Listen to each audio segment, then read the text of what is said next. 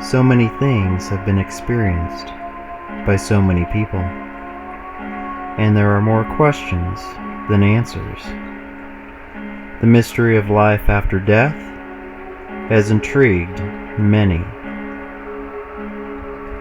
But how would we react if we had all the answers?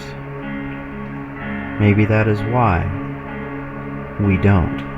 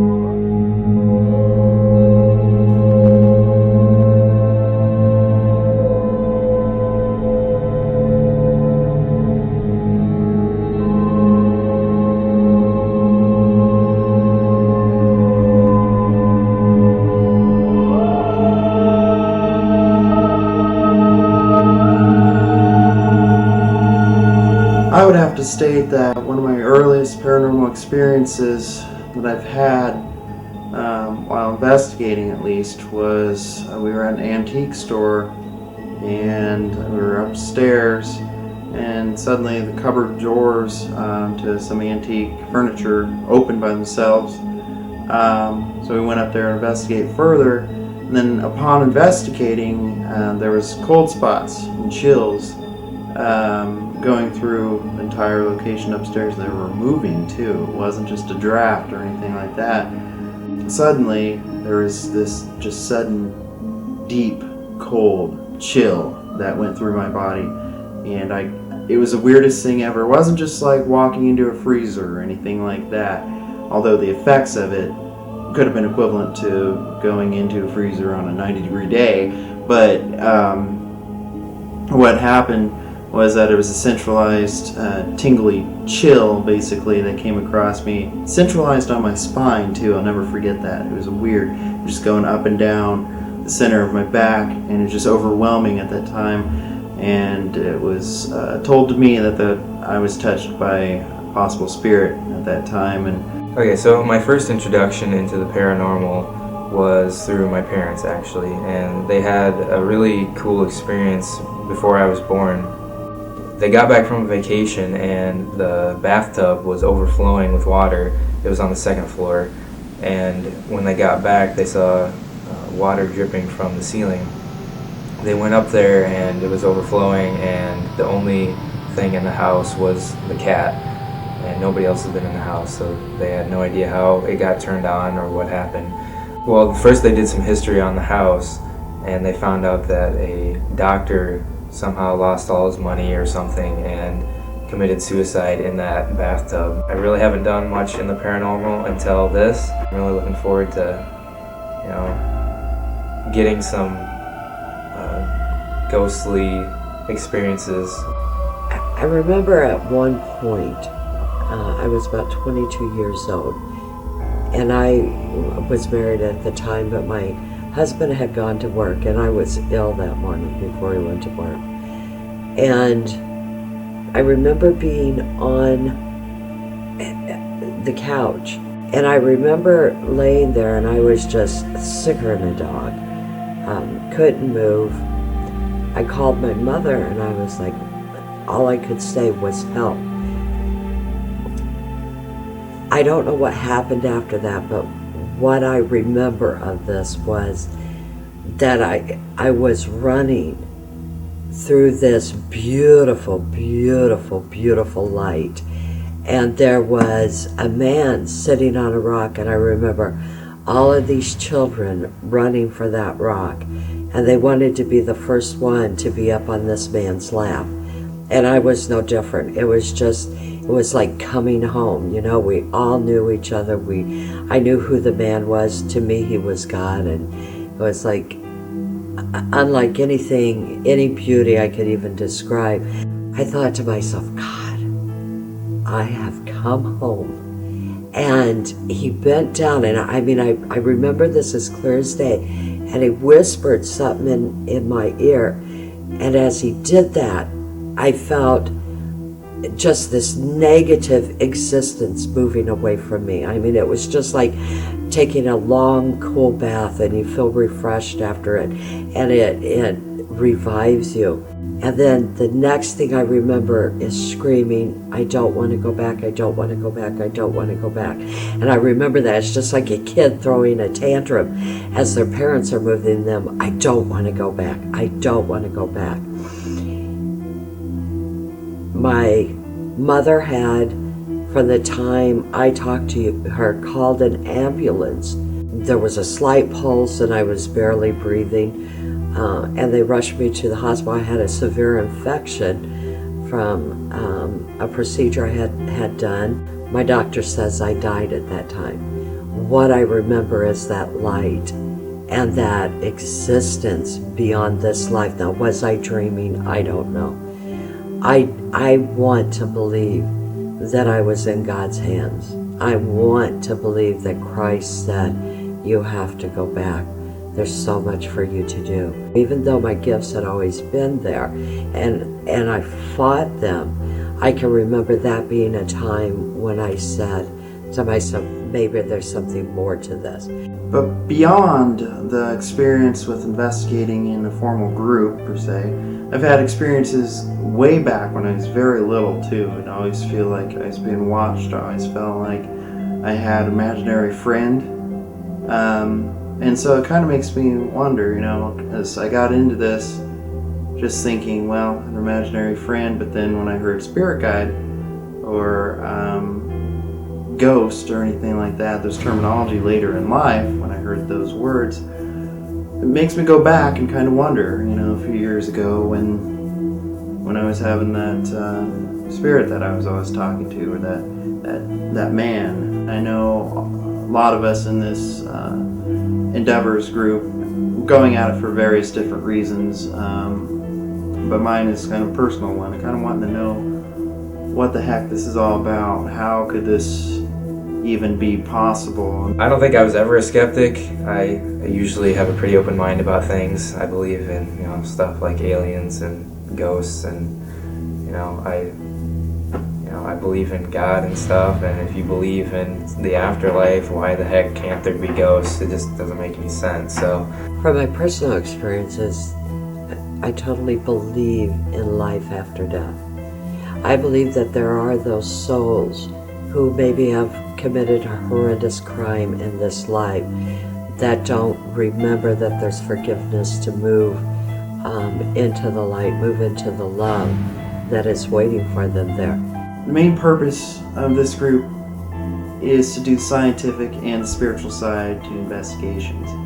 When we go to an investigation, we have the client's permission to do the spiritual and sometimes scientific. We try to bring that together in a way that it really can be interesting, I believe, and it'll be interesting to see what endeavors we come across in the future. Since Alex is pretty new to all this and he hasn't had much equipment experience, I wanted him to get a little bit of that, and I knew exactly where to take him to do so.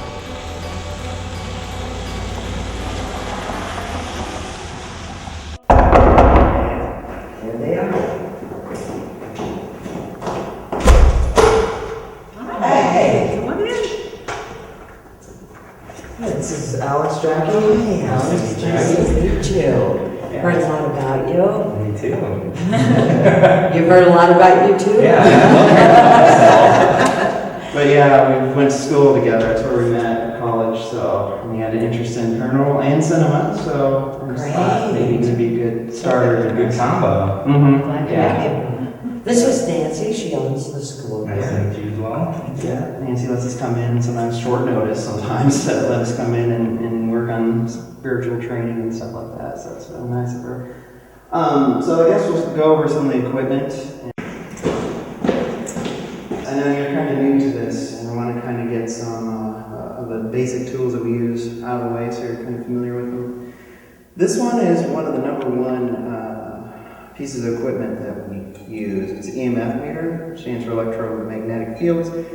And we try to find a, no pun intended here, a dead spot to try to put this in after we do a sweep and put it in there. And the theory is that if there's any EMF that goes off that's sporadic, it could be something paranormal or something unknown, I should say. Theory is that spirit needs a high level of electromagnetic fields to manifest. So that's what we use the EMF meter for. When we're looking for temperature fluctuations, the one thing that's reported by most sensitives and most people in the paranormal is a drastic temperature change. It will either rise or it will lower. Again, it comes into the theory that when energy is manipulated, it causes that fluctuation in temperature. You know, how many times have you been in an environment, and I'm not sure with you because you're new at this, where you feel like something maybe cold has gone past you, a cold breeze where there shouldn't be one. That's what we're looking for, is a variation in those temperatures. And you know, I've worked with Eric in the past, and I know how strong his gifts are. I know what he experiences when he goes into an environment is very deep and oftentimes very emotional for him. I was surprised when I met Alex. You know, we have people that talk about, well, I see things and I feel things, and I'm very skeptical about that because everyone wants to jump on the bandwagon now. Here I found a young man that is looking for answers, and I could see Eric 5 years ago in this young man. It's just having that one person, please tell me what I'm seeing, what I'm feeling, what I'm hearing, that it's just not all in my head. I think he's going to go a very long way. I think he has a road to travel in discovery, and I think his gifts are going to get stronger. I think he has an amazing mentor with Eric. I will say, if we can't explain what's going on, there's some activity that's presenting that we don't have an explanation for. Does that mean it's paranormal? Not necessarily. It just means simply we cannot explain it. So you are not imagining these things, but we still can't explain it to you. You have to be very conscientious about what you say and how you present things. When Eric presents evidence, he will sit there and he'll go through everything and he'll, the whole time, well, we got this, I have no idea what it is. You know, that isn't that we're trying to sidestep anything, but we're very honest about what we do. We don't know what it is. We're still searching for those answers ourselves. So I just met Jackie. She seems like a really interesting person. Eric just introduced me to her, and he's talked a lot about her and described a lot of the things she does and a lot of things she's seen. You know, the best education is to do as much research as you possibly can. Alright, and this thing is kind of my prized possession. It's fairly new. We started using it on a few investigations, and we actually took it on a training run here, which you remember when we were working here before. Yeah, the only legitimate experience I've had personally is when Eric took me and my friend to an abandoned school. You okay, Alex?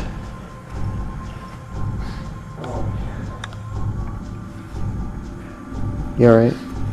Yeah. Wow, that was so weird. I actually I think I have tears in my eyes right Go in now. that corner and see what happens to you. It just comes over me, I just start, Oh my gosh. I just almost start crying. Here it goes again.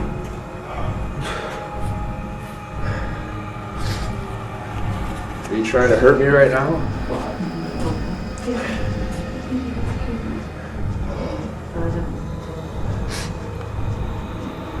Why do you do this to people? That was pretty intense. I have never felt anything like that before. The feeling of just wanting to cry and get in the fetal position was pretty strong. Would you say you had your first or somewhat of a supernatural experience? I think so. This is on communications, lights, strobe, rear strobe, and then the IR cameras on it. So that's what we have for that. And then it's hooked up to a monitor and a receiver.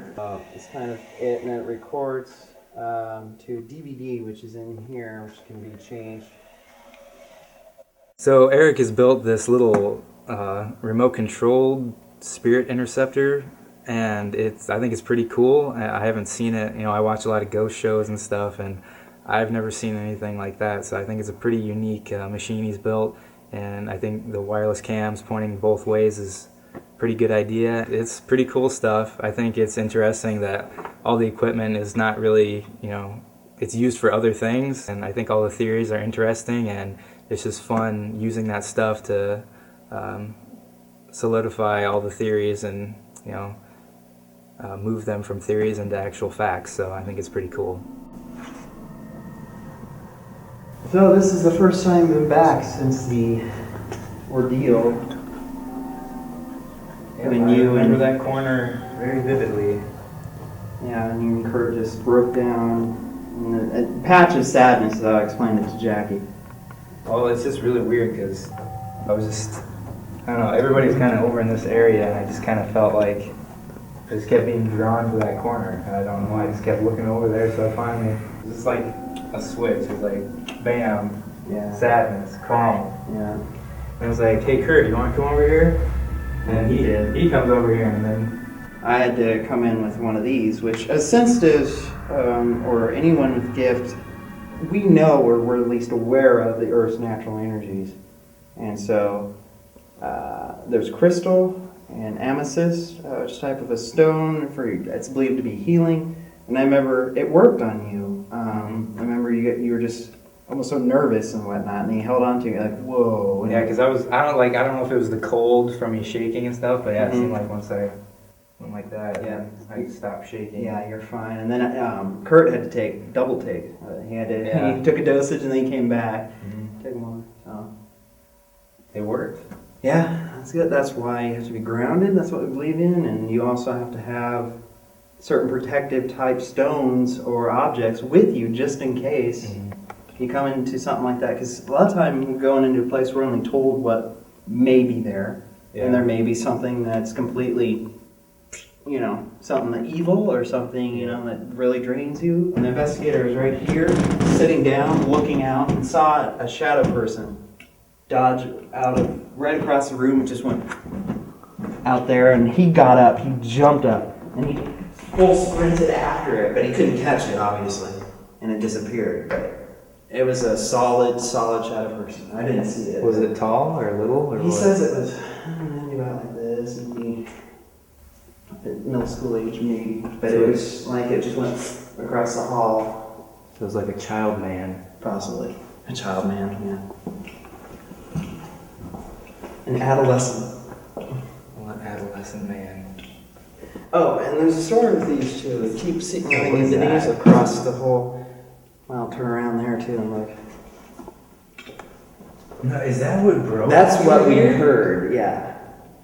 When we were here one time, when I was training Alex, we were leaving this floor, and then we heard what sounded like glass moving, or at least breaking. I mean, it sounded like, well, I can't do it here. Yeah, like that. Just like that. Like someone kicked that. Of course, we didn't have cameras on and stuff. I think it was just you and me that heard it too. Yeah. And the other time when we came back to do a sweep to make sure we had everything, Kurt was with us too that time. Remember we heard one of these doors shut? Yeah. So. It's training purposes, Alex and Eric, Paranormal Endeavors at the school of Farrar, Iowa. Good old Farrar. Is there anybody up here with us on the third floor of this school?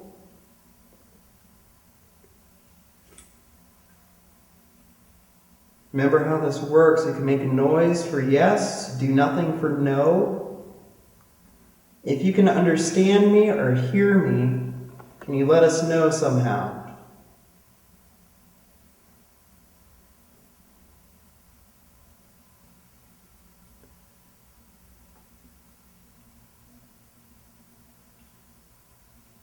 How about any staff? Are there any teachers, custodians, or principals that are here?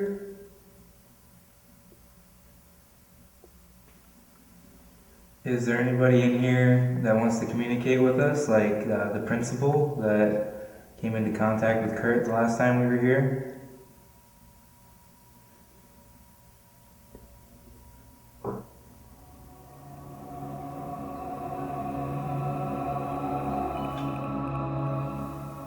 Is that an animal or like a bird or something? If that was you, can you do it again?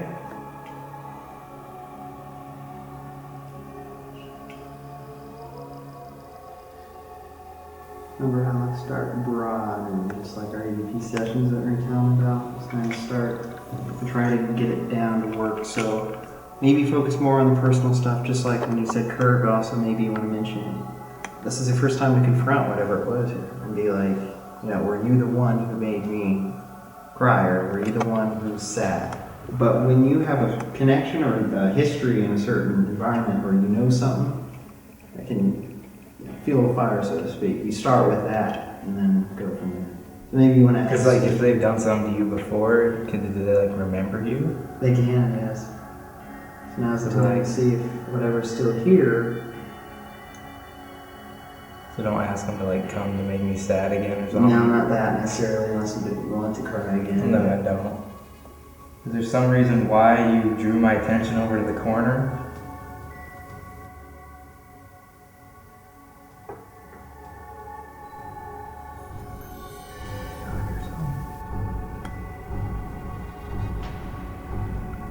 If that was you, can you make a sound again?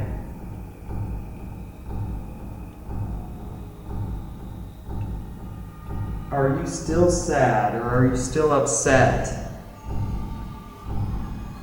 Was it something that happened to you? Is it something that someone did to you?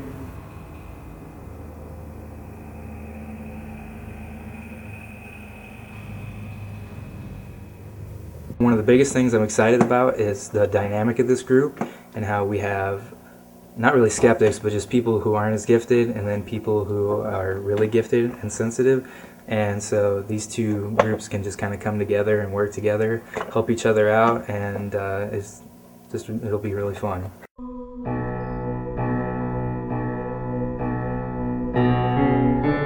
So are the people going to be in the house when we do the investigation?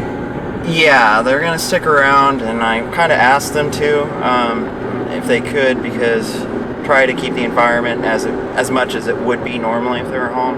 Stuff happens when they're there, then try to keep the chemistry and that atmosphere as close as possible to what it would be normally. And some of the stuff that they're reporting is basically, a lot of it's auditorial. There's be noises and voices they're hearing out loud. I was on a game chat with one of the clients, and basically just me talking to him about what was going on in that house would spike up activity, and they were starting to have some strange stuff going on just talking about it when I was 600 miles away. So isn't just in their house, I don't think. I think the property might have a lot of history to it. How many houses are on the property? Well, their main house, and there's like a brick house behind it that I think is related to it, and they've talked to the clients over the phone, and they're stating that they've had other stuff too. It wasn't just in their house. So I'm thinking we're going to be outside a little bit, and we'll see if we have access to both places. Is there a bathroom? No, there's a outhouse that you're going to have to use, one of those two-seater Victorian style.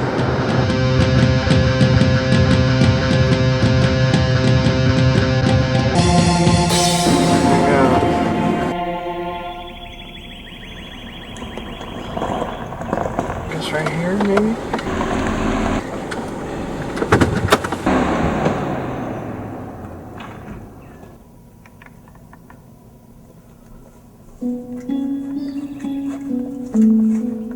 On this investigation, it was really just Alex and myself.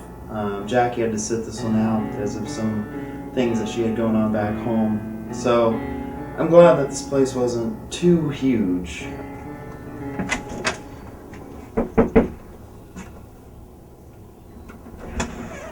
Hello. Hi. Hey. I'm Eric. Hey, I'm Mikey. Nice to meet you. This is Alex. Hey, nice to meet you, buddy. Nice to meet you.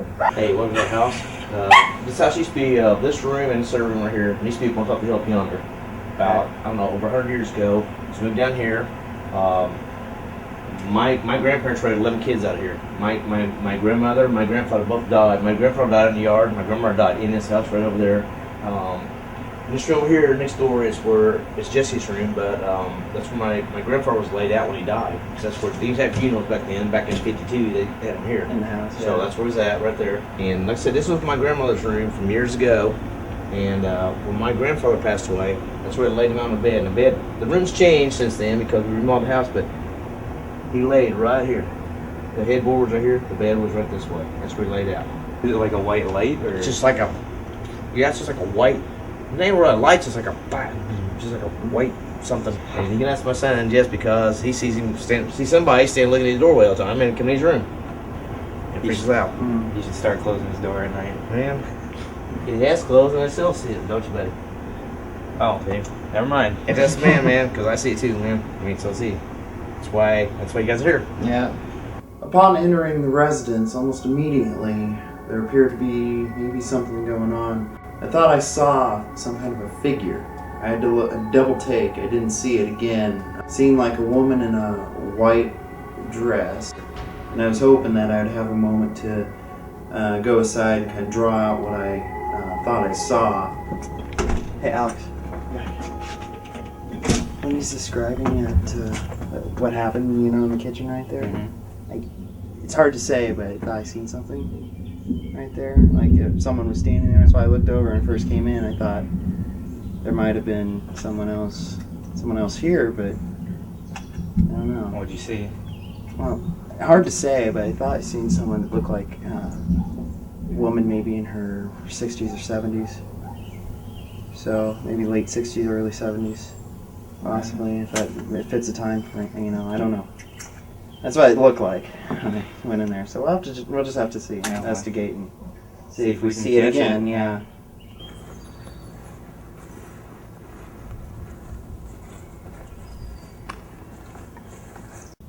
Seeing ghosts, huh?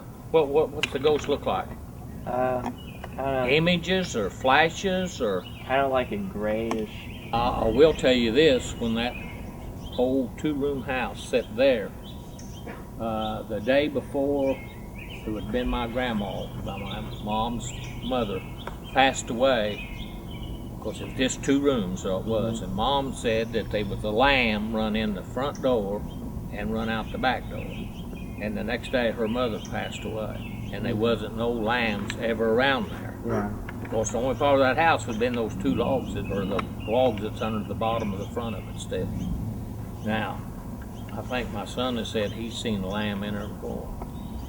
But I don't. The reason I was asking him what images was, I have been in the past sitting in a chair in this house in the living room, and you could feel someone standing there, and you turn, there wasn't nobody there. But if you really seen someone, I don't know where you'd conk out or what, if someone was really there. That's just a feeling, I guess. I don't know.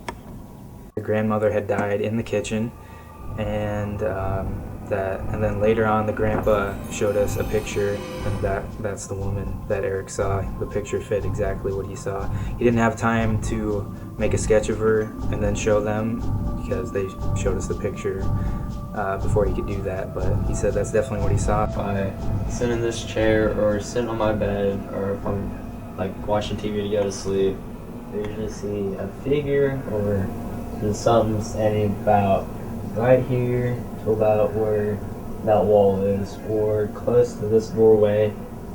I've had experiences when I was talking to Eric. All my friends, they've seen stuff when I was in here. They'd say there's someone standing out in the doorway, and I'd get up and look, there'd be nothing there. You saw that recording you played for me? No. That's on my other phone. Got messed up. What was it? Sound like a rather large gasp or breath or something. I opened the back door, get out on the front porch, I hear somebody's like, Julie! Oh shit! So I ran inside, locked the doors, and I look around the corner. I'm just like a big chicken shit. I was here by myself. I freaked out. So it was outside where that happened? Yeah, I was like, I thought about placing a camera facing, just kind of covering the back. but it kind of freaked me out. It sounded like a lady's voice, honestly. It's like, Julie! And I was like, oh my god, you know? I was like, oh shit. Did it sound like they were trying to like get your attention or something? Yeah. Like, These things are kind of new to us. What they are, so they're basically a motion and or vibration detector. It's kind of to noise, I should say. Any vibration that makes noise. And so we're going to try to put them in different places and see if something lights them up when we're all quiet. And it'd be kind of cool if they do. this is my voice. What'd you forget now? Well, I brought this, but I don't think I have the remote for it. So it's just going to be stationary camera, which we can still use, and the touch lights. But it's just kind of a pain. So, oh well, I guess we'll just have to use it as is. Indiana house. We're starting with EVP session 1 and Jesse's room. This one's your first actual official investigation, isn't it? Sure is. Yeah, okay. Start out with basic questions like, who are you? Could you make a noise for us? Okay.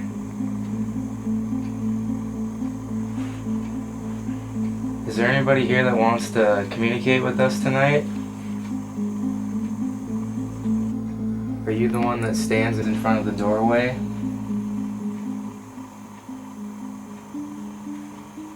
My name's Eric. This is Alex. You're here investigating or called in to check out this place. Been friends with Jesse for a while now. He's told me about some of the things that have happened here.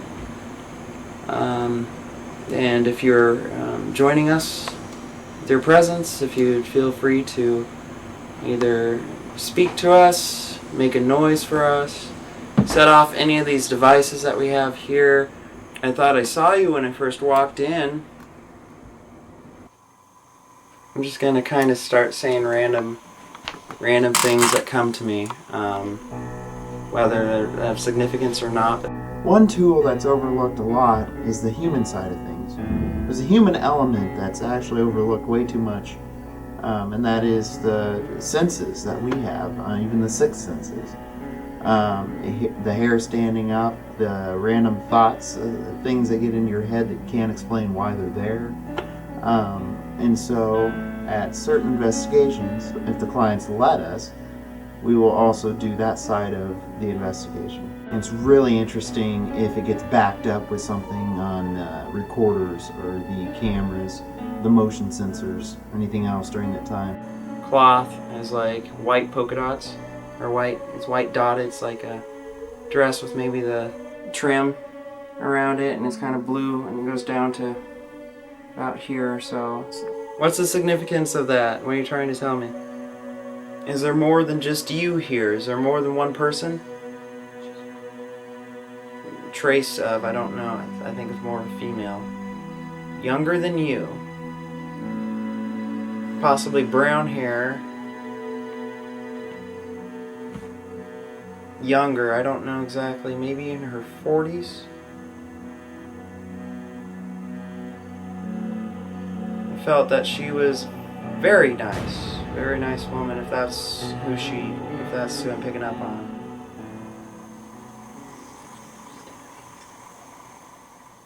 Alright, let's switch it over. Jess, why don't you ask as if it's her and ask questions that she like hobbies and stuff maybe she liked to do, and try to bring on personal level, so we try to bring her out if that is who it is.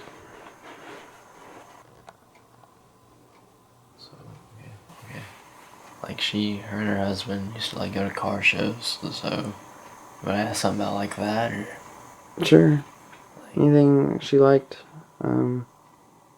I'd start out by her name, so you know who you're speaking to directly.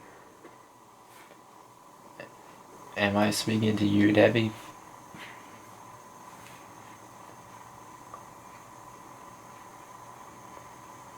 Did you and your husband like to go to car shows and look at cars?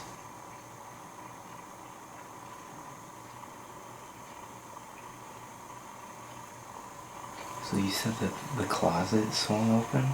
Yeah, well, I was talking to Eric one day, and we're talking about something like happening here one day or something like that.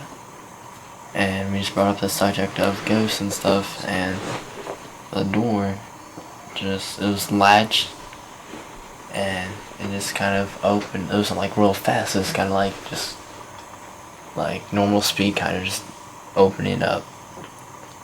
And like I closed it, and there's no way it could have like done it by itself with that much force, opened wide up. And you just saw the whole thing happen?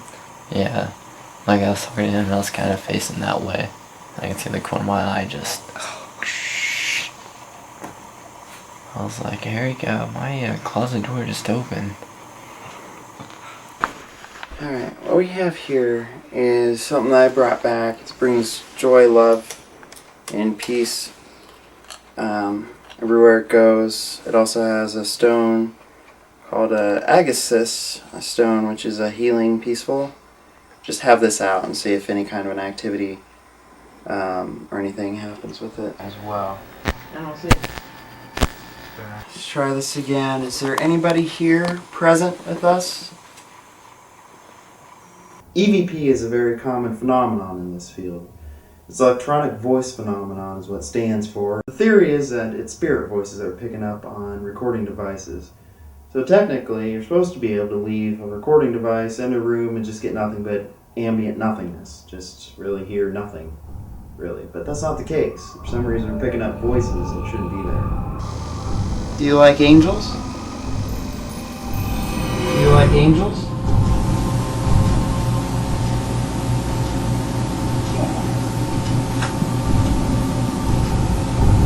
Do you think they bring a peacefulness into a home? Or did you not fully experience any of that because you're between the two worlds?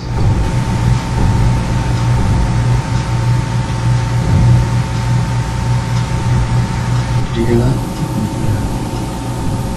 Should we move to the living room?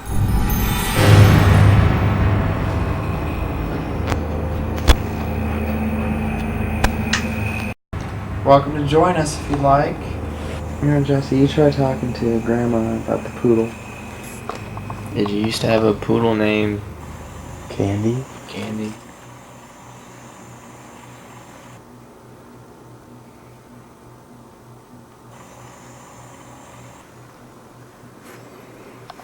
I was sitting on the couch for a while, and I had, just that feeling that everybody gets, like somebody standing behind you.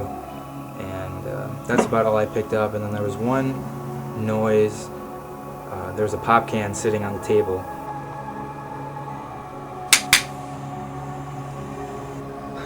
What was that? The can. Keep going, Jesse. If you had any other animals, what were they? You kind of feel like a change in the room. Mm-hmm.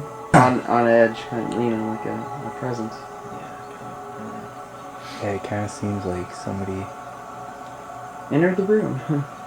Literally. Yeah, it just has a completely different feel. If you're here with us and you can understand what we're saying, or you can understand what Jesse is saying, you seem to prefer making noises. Could you do that again? If that was you, could you do it a little bit louder?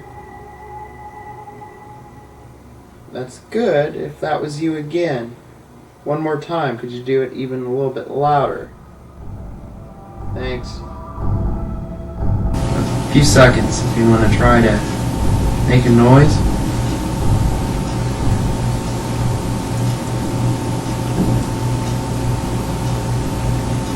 If that was you, could you do it a little bit louder?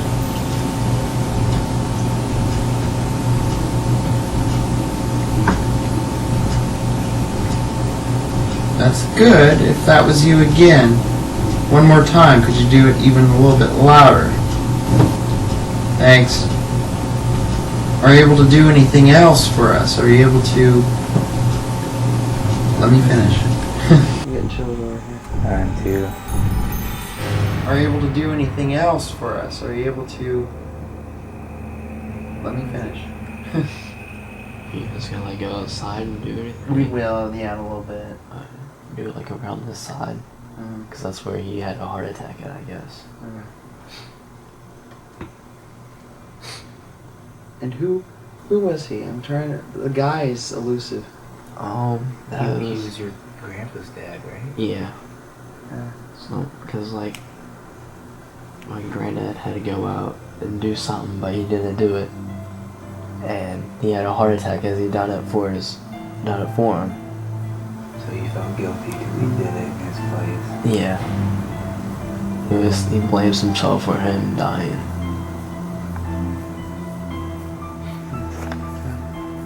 That's terrible.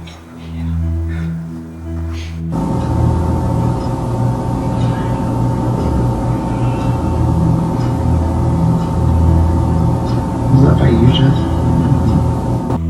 It was on the outside of what? That's like a white light, maybe like that big, like a circular light. It was like kind of like floated up, like outside, just like appeared, disappeared.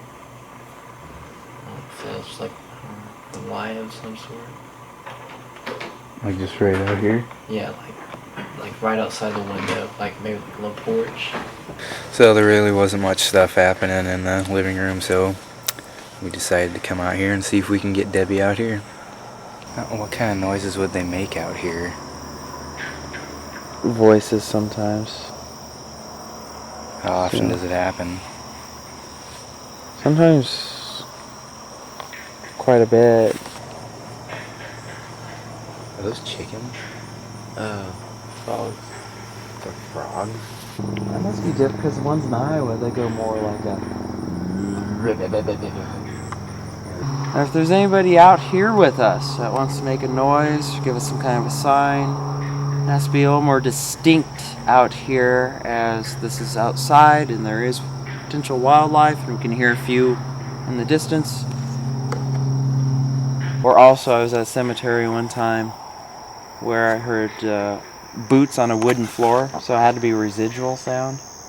Because it was a cemetery, there was no house there anymore. Yeah. Wow, I just felt something weird. What? Like right here behind me on my right shoulder. Like, what'd you feel? I don't know, like the hairs on the back of my neck stood up. I felt like I was being watched. Everything from there when you said that. I didn't have that feeling like 3 seconds ago until you said that. Until he asked her. Yeah. So like his The whole feeling side. of being watched from over there. I do too, like right Yeah. here. Yeah, feel like someone's watching me. I just got chills too. I did too. Debbie, is that you?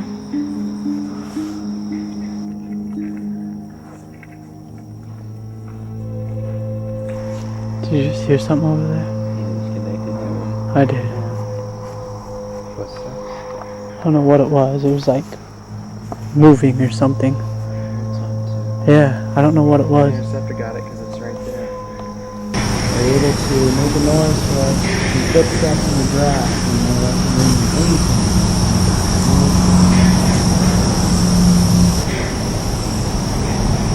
I've had some personal experiences tonight. Some of the stuff was pretty interesting and hard to explain, so we still have to go over some evidence. But what's cool about this one is we get to stay overnight completely in the place that we're investigating, so we can leave stuff running even longer.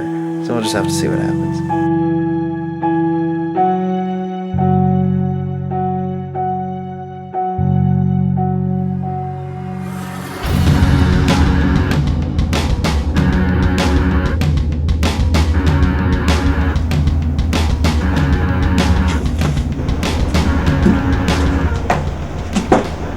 Alright, well, thanks for having us over and allowing us to even stay here all night, which is a benefit to us because we're able to leave equipment running even longer, and so there's more likelihood of something being caught. As it's never guaranteed to catch anything, doesn't mean that there's nothing on the premises. It just means, you know, out of 365 days of the year, we're in here, you know, just probably bad timing, or it didn't want to show itself, or whatever the case may be.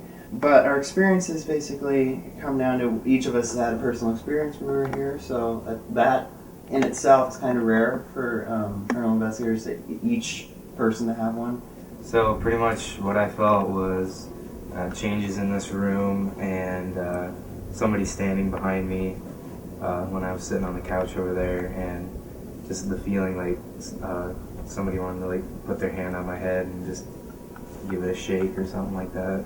At some point we thought we heard what sounded like audible footsteps kind of in the grass near us, and so we had the interceptor out there with the audio going and cameras, and we'll have to see if we're able to get that or not. But when I first came, I did think I saw someone standing right here next to the fridge, which I described to Mike, and then we saw the photos over there, and it looked like what I saw, so I don't know.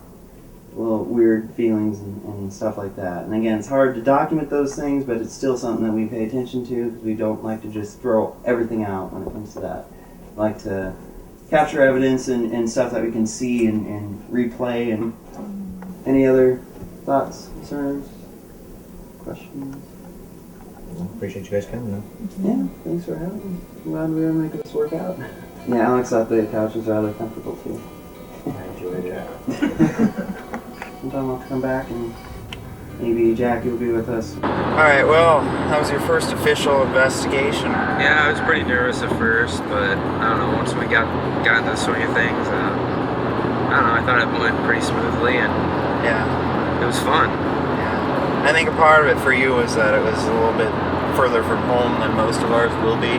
Yeah. So it's kind of like the trip really takes a toll on you if you don't get enough sleep. Yeah. And I don't think it's anything, like I told them, nothing negative, nothing to be concerned with. Very much an intelligent haunting based off of these stories and what we've experienced. The more you do, the more experience you get, and the more you just jump into it. You won't, you know. Yeah. Well, the hardest part I found was just figuring out what kind of questions to ask. Because, you know, all the things you did seemed really natural, the way you progressed through the questions, and for me, I just keep drawing blanks on what to do next, but you just kind of got to build off of each question. Yeah. So I'll teach you some other stuff that we do, and maybe I'll do my human dowsing rod thing for you sometime. I know you're wanting me to here, and I declined. Can't wait.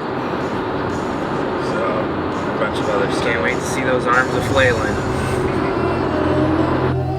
It was quite interesting being able to have that experience. It was kind of interesting on the stuff, like the stuff you guys found and everything. It was quite shocking to like realize that there was something actually there, and just like having that feeling. It was really shocking to be able to catch that. It was quite unbelievable, like for you, like to be able to describe that. And, like all the stuff you described was extremely close to her appearance and everything, and it made me think, and it was pretty shocking. Yeah, it would be good for you guys to come back and maybe either investigate our house again or do my grandparents' house Debbie passed away at, see if we can catch anything there. I appreciate you guys for coming out and taking your time, and I'm very thankful for that. And we're all thankful, and I feel like you guys done a good job and everything.